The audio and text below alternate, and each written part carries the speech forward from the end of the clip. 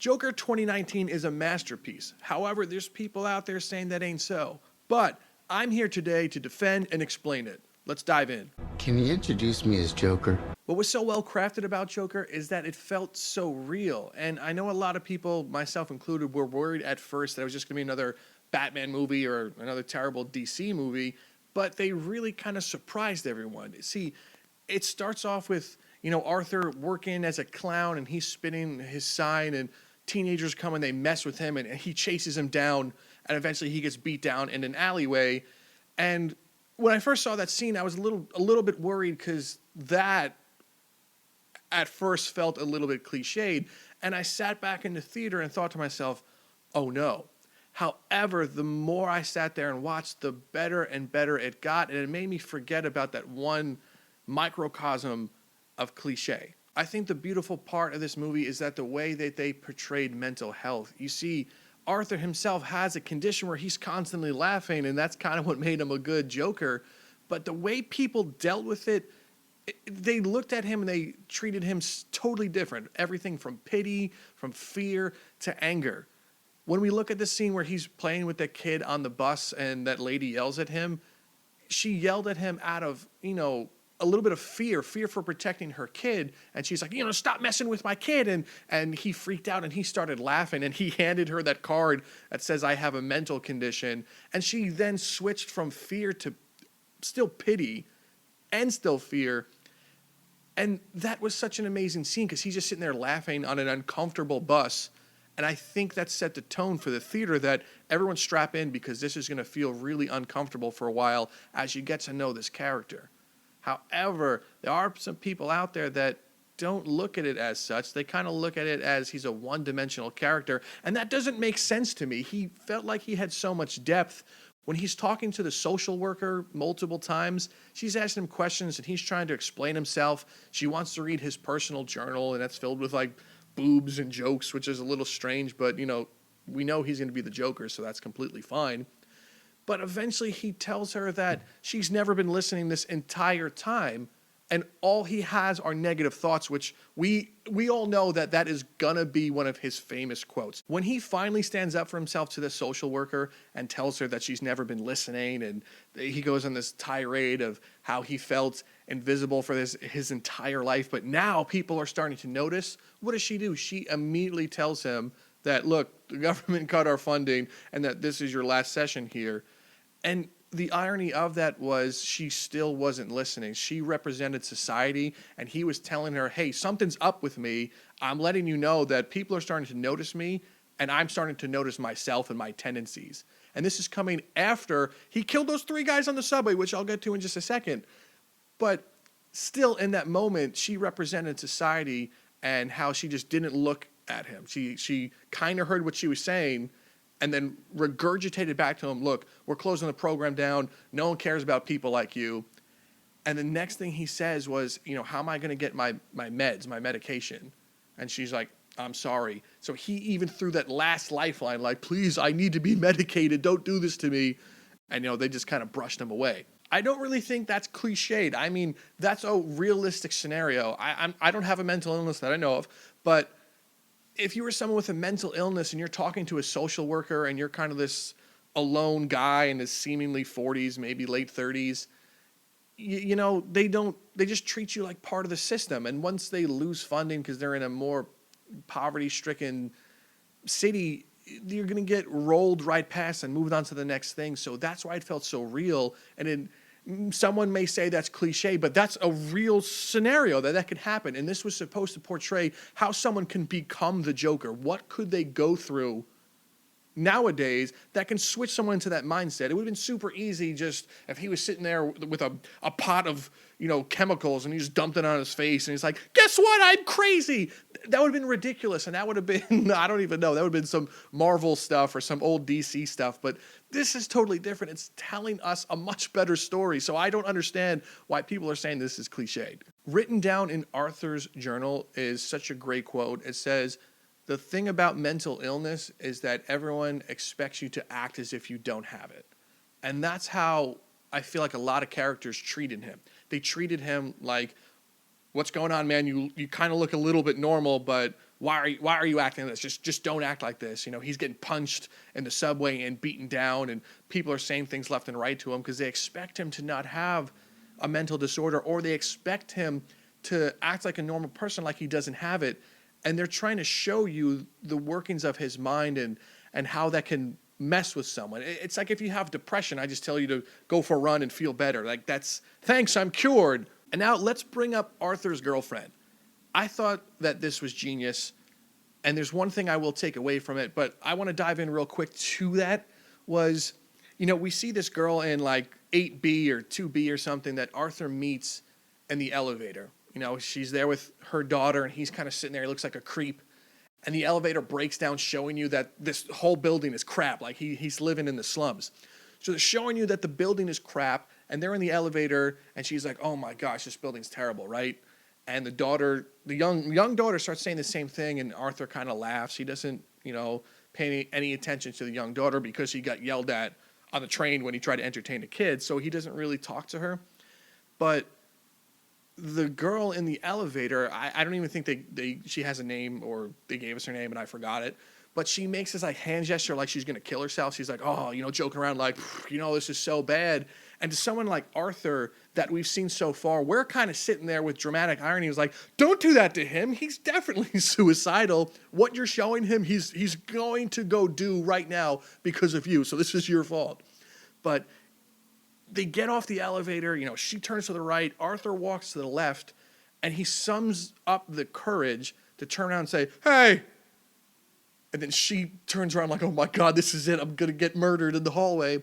And he does the gesture as well to her, and she kind of smirks, but he holds it for a little bit too long. He's like staring at her, and she's like, cool, yep, I'm going to get out of here before something terrible happens. And she goes into her room, and that kind of sets up this like romantic situation that I think everyone was expecting. In almost every movie there has to be romance, right?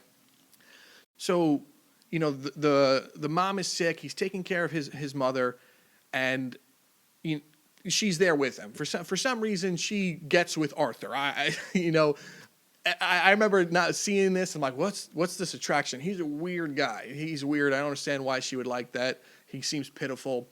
And she's there with him in a lot of the scenes. They're looking at a newspaper on the street that has the mask of the Joker out there, and he's smiling, and she's right next to him. She's also there in the hospital room with Arthur when the mother is sick as well too, or sicker, I should say. And, as we go down the line here, I'm going to cut to this one scene where Arthur has a terrible day. I think he just got fired. Everything that could have gone wrong for him did. And, you see him go up the elevator again, and he goes to her door. We saw him, watching her drop her kid off at first, and she's like, "Are you following me?" And he said, "Yeah," and she thought that was kind of cute. But now it's more dark because just bad things have happened, and he shows up at her door and opens it. And for me, I'm a very critical guy, and when I saw him open the door, I was like, I'm gonna forgive the fact that the door was open because it's a terrible apartment complex, and who knows. Maybe he has a key because it's his girlfriend, and he goes in there. So he opens the door, and he's touching the pictures and painting for the little kid. He sees this ukulele, and then he sits on the couch, and the TV has white noise in the background, and you see her put her daughter to sleep, and you see Arthur just sitting there, and you're like, oh, is this going to be the sex scene? And then she comes out, and she's like, oh! Super surprised, and she's like, what are you doing here? You're in the wrong apartment. And I was sitting there like, huh? And then she says, you're Arthur, right? And then it clicked right then and there that Arthur was crazy. And they alluded to this prior, telling Arthur that his mother was the one that was crazy. Remember? She was saying how, Thomas Wayne is Arthur's dad and all this stuff. And she was committed into Arkham. So he took that and he ran with it. That's why he had such a bad day. But when she said, you're Arthur, right? Like, almost like, what are you doing here? It was as clear as day that he fabricated this whole thing in his head, that whole romance. And then they prove it to you by showing you those flashbacks, which, to be honest, I could have done without the flashbacks because smart writing should have been, the second she said, you're Arthur, right? Me, the audience, I was like, wow, yeah, he's crazy. He made up the entire thing. And it took away like a little micro point showing the cutaways. That's the one thing I'll give everyone, all the negative reviews out there. You got one thing from me. Boom. But you see it right away and you're like, wow, yep, that's Arthur is his mother's son. He has psychosis and a borderline dementia as well too. He's fabricating these stories in his head. So what's real? What's happening? You know, the sign that when he got mugged in the beginning, was that even real? You know, did the kids actually do it? Or was what the guy telling him, was that the real part? Was he saying, you know, why would you steal a sign? And Arthur's like, why would I even steal a sign? I don't know, because you're crazy and you made up a situation in your head that kids mugged you for a sign. Like, I think that's genius. And it was starting to beg those questions, and it started to have an Inception style feel where it started to ask intelligent questions to the audience. And if you were just sitting in the audience like this, like, no, the sign, that doesn't mean anything. And this girlfriend, it wasn't made up. You're crazy. I don't know. You're just as crazy as Arthur at that point. And what also made Joaquin Phoenix's performance so great is because he paid homage to Heath Ledger's Joker. You see, everyone loved Heath Ledger's Joker. You know, Jared Leto didn't stand a chance. I'm sorry, my friend. I know you did your own thing, but everyone knew that. So I feel like he studied what made Heath Ledger's Joker so good. You know, he had these awkward movements and he did this like weird mouth thing and he spoke cryptically. The writers and him took that character into a different level and they paid tribute in a couple of scenes. And I just want to go over a couple of them very quickly. You know, at the end, when he is Joker and he's in the cop car looking at the chaos, smiling, that's exactly what Heath Ledger's Joker did in The Dark Knight, except he was outside of the window like a dog going like, with the wind blowing in his face, and he was breathing in the chaos, versus Arthur was kind of sitting there just enjoying the chaos, looking at the world that he created, but it's still a parallel. Another great thing as well, too, no one can forget this. Heath Ledger's Joker goes to the Mafia guys and says, you know, you want to see a magic trick? And he puts the pencil down and makes it disappear, right? Boom, everyone knows that. And I thought what was really cool was when Arthur went to Wayne Manor and he saw Bruce Wayne, who he doesn't really care about, he sees him as a child and he's just kind of playing and messing with him, right?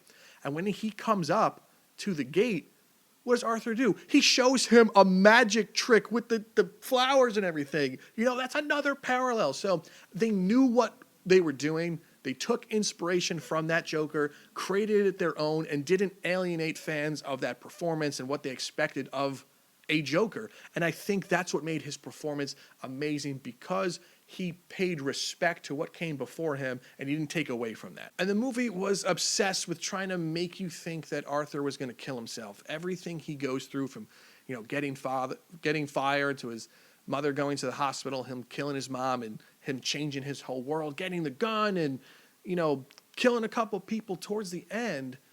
When he's invited to the Murray show, you know, you see him reenact it, and then he takes the gun out and points it to himself and acts like he kills himself. And obviously, you had the callback scenes to the girl in the elevator showing you as well, too. They did it a couple of times, so it was there. It was in your face. He was going to kill himself. So I guess when he was on the show and he was talking to Murray, like, who didn't actually really care about in the end, I think he made the decision that he was going to kill him right when he was there. When he was talking and the audience is reacting and booing him and all this stuff, he definitely planned on killing himself just to show, he even written down in his notebook, I hope my death makes as much sense, you know, I hope my death makes more sense than my life. And in that moment, he said, no, I'm going to tell another joke. You know, he turned the page to a knock-knock joke, and the guy had to be funny and take it from him. And he's like, another famous quote, here we go. He was like, you want to hear another joke? And then he just blows him away, shoots him in the head. That another great scene. So, man, I don't know what to tell you. His performance was amazing. Him dancing, the subtle nuances and stuff, the Easter eggs that were out there. I saw one on Reddit that, you know, Arthur's doing his makeup in the mirror, and the mirror is a cutout outline of Batman's mask. Small things like that, they were embedded in the entire story, and that was so cool. And towards the end, when he was becoming Joker, they flipped the switch from realism to comic bookism, I'm going to say, where they knew to turn on the Gotham switch, you know, and it was there subtly the entire time. The way people acted, him getting mugged, that's so Gotham. But towards the end, you know, when he's in the cop car and he's looking out, and the cop car gets rammed by the ambulance and the other clowns come out and they take him out and they put him on the hood of the car. That is just so Batman and so Gotham in such a way. It reminded me of the comics, it reminded me of the animated TV shows. It even reminded me of the Dark Knight series, where they did such a good way of slowly turning up the dial to show you that, guess what, he's almost there. And then they finally did it. And it went from being a realistic, believable story to a comic book world that your suspension of disbelief is so there. And at least for me, you know, I was kind of like, wow, that's amazing, you know, that this is so, he's outside of the cop car, everyone's kind of cheering for him, and it now is the Joker.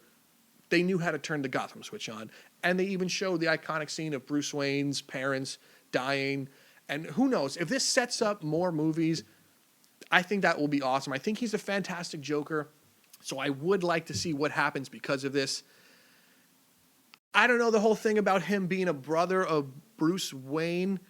You know, here's what I truly think about it. You know, he's crazy, super deranged, right? And they try to show you that his mom was crazy and made up the whole thing. However, in his dressing room, remember he had a picture of his younger mom? On the back of it, it said, "You have such a beautiful smile," and it was signed T.W., Thomas Wayne. So if the whole thing was fabricated, why would he have that picture signed by him? Who knows?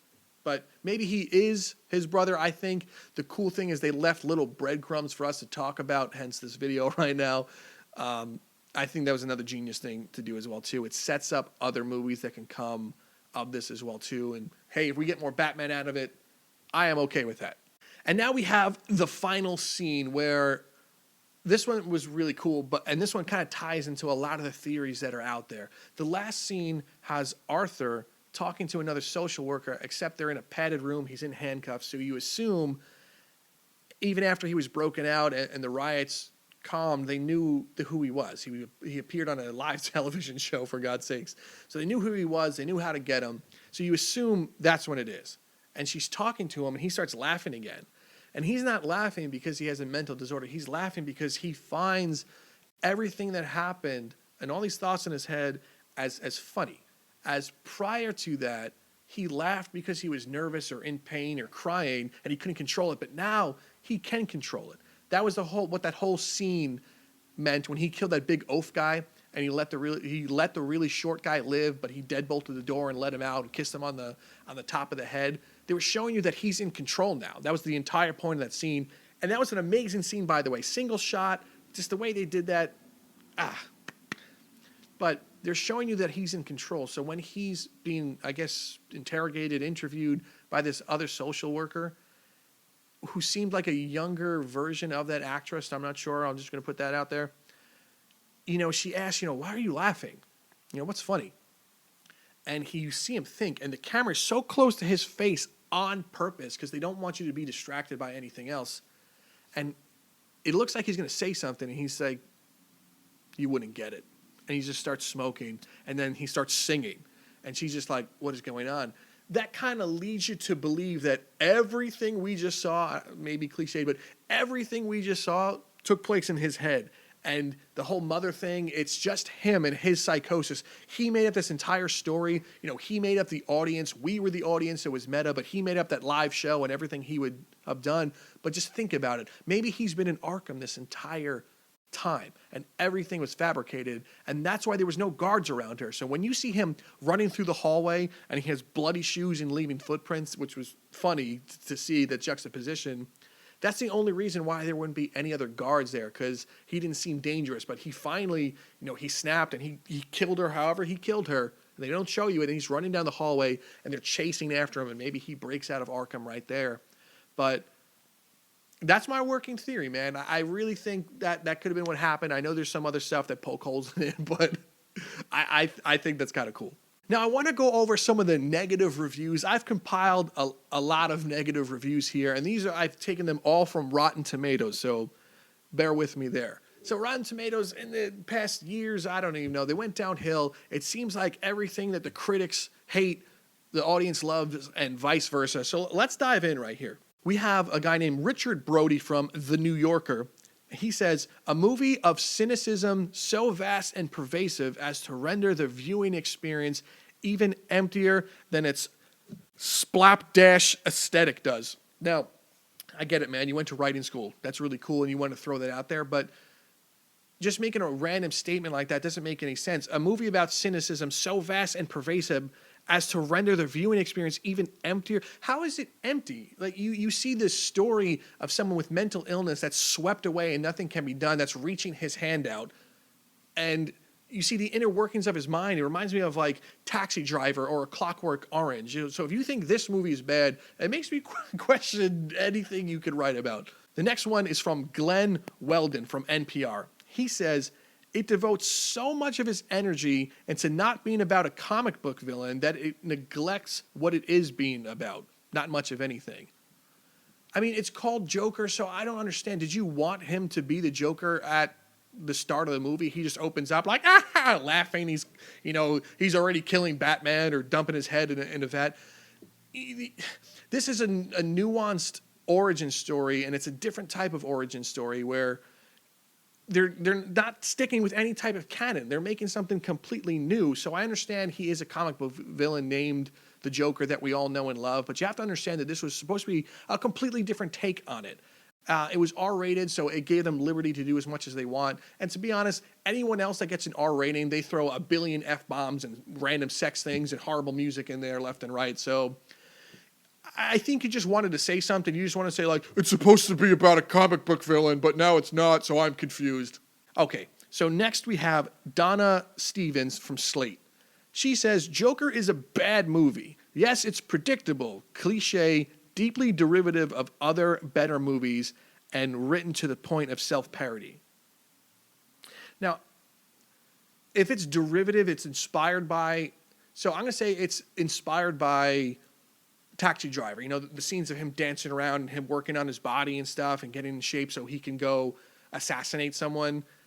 That's what I guess you mean by it's derivative of a better movie. But once again, same thing to the other guy. It's an origin story about someone with a mental disorder that becomes a supervillain.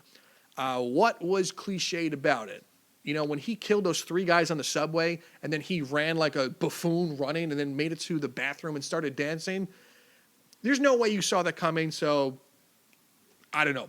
Go eat a bowl of popcorn. Now, these next 2 people, I'm going to read in my most obnoxious voice possible right now because this is how I'm reading it. So this one is from A.O. Scott from the New York Times. It's like, it's hard to say if the muddled Joker makes a self-derision, confusion, or cowardice, but the result is less of a depiction of nihilism than a story about nothing. And then the next person is Jake Coyle from the Associated Press.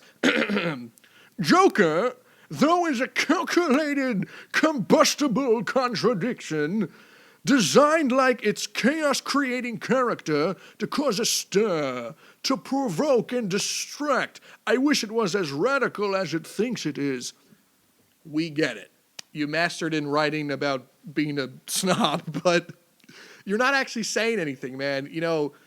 Calculated combustible concoction. Don't forget the rule, man. Avoid alliteration always. But a calculated combustible concoction. Is that not what the Joker is? He's calculated but crazy, and he's random to anyone that isn't the Joker.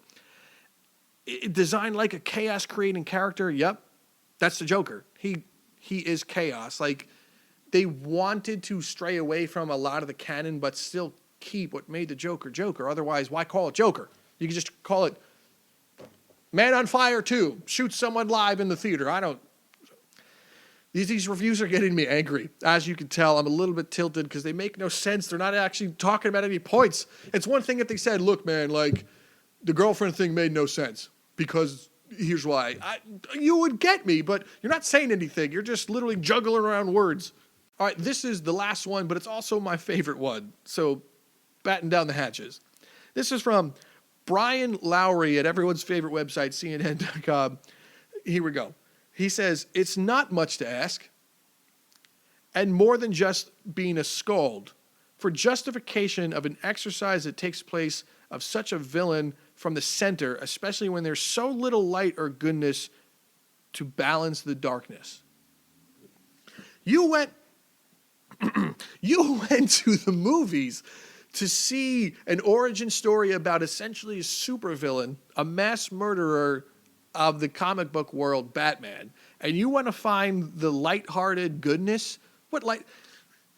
Okay, so I'm gonna even go down your road here. The lighthearted goodness was him and his attention to the children, and not in a creepy way. He wanted to entertain people and find the good and give people smiles, right? That's what made him obsessed. Every child he interacted with, he tried his best to make them happy. Even from the children's ward to the kid on the bus to, his girlfriend's kid. He went out of his way to try to do that. Even to Bruce Wayne, he tried to make him smile in a creepy way. But that would be the goodness. So did you watch the movie? Or I don't know. Or did you watch 1989 Batman and where's the cutaways and stuff and the weird Batman symbol? So, man, if someone could actually give me a real negative review on this and bring up a good point, I'm willing to suss it out and hear it out and keep an open mind. But this is nothing. So if you are seeing it for the first time, I don't know why you're watching this, but if you're seeing it for the first time now, or you're going to go watch it again, or you need your mind changed or something, don't look at these, I got paid to write a review from isuck.com. Just think for yourself. If you don't like it, I don't know, you don't like it, you might be dumb, but whatever. I want to hear what you guys have to say, though, about this. Leave it in the comments. I will suss through it and respond to probably all of you. And remember, do all that YouTube stuff, like, share, and subscribe. There's more to come. Please check out the other content. But other than that, thanks for stopping by. I'm Rob with DLC, and I will see you in the next one. Send in the clown.